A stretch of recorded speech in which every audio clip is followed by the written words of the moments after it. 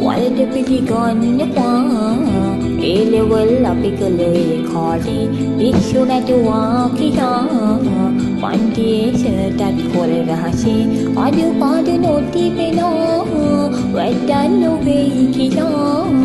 දැන් ඔබට මුදකද කොමසාරිස්තුමා මොන දේ කළත් සතියකින් අන්තිම ගොඩ දාන්නයි හිතුවේ සෑම එක මොන දේ කළත් ලෙවල් සෙට් එක ඇයි දුන්නේ පේපර් හින්න අපිට ගේම අම්මේ මහමෙරක් වගේ උස ටික මගේ පෙරලලවත් තිබුණේ නෑනේ මං පෙරදිනේ ඒ නිසානේ තනි පැහැකොට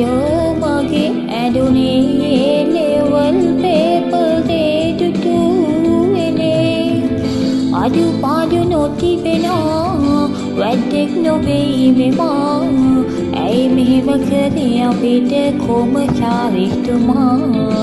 කෝටියක් තිස්තුම් දෙවියන්නා ලෝකේ එක උත්තරයක් මුවත් මට කිව්වේ